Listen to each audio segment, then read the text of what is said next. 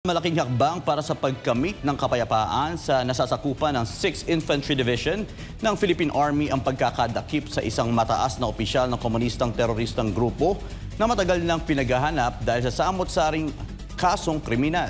Si Almar Forzuelo magbabalita. Naaresto ng mga otoridad ang isang mataas na pinuno ng komunista at teroristang grupo na matagal nang pinaghahanap dahil sa iba't ibang kasong kriminal.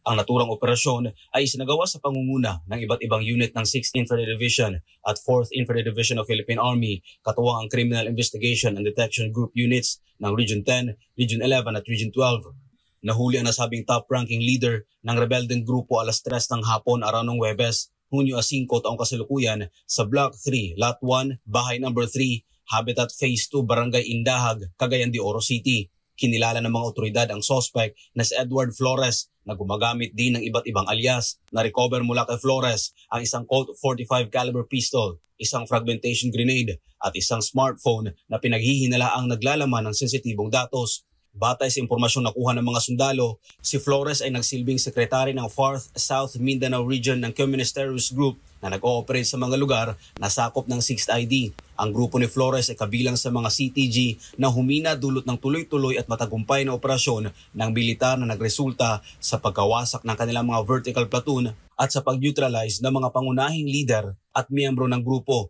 Maliban dito, hawak din umano ni Flores ang iba't ibang posisyon sa iba't ibang unit ng kilusang komunista. Kabilang dito ang pagiging Regional Urban Committee Secretary, Secretary ng Dismantled Guerrilla Front Tala at spokesperson ng FSMR.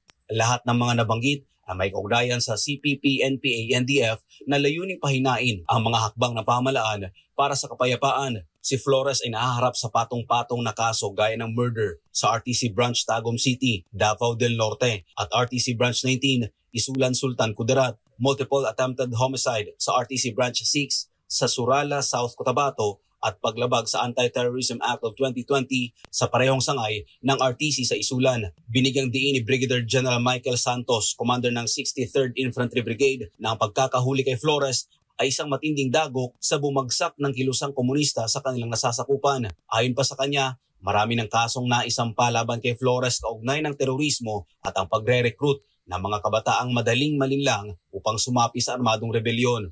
Samantala, binigyan diin din ni Major General Donald Gumiran, Commander ng 6th Infantry Division at Joint Task Force Central, ang patuloy na kampanya upang tuluyang maputol ang operasyon ng CTG, hindi lamang sa pamamagitan ng pag-neutralize sa mga nalalabing miyembro, kundi lalo na sa pag-aresto sa mga high-value targets tulad ng kalihim ng FSMR upang hindi na makapanira, lalo na sa mga sibilyan.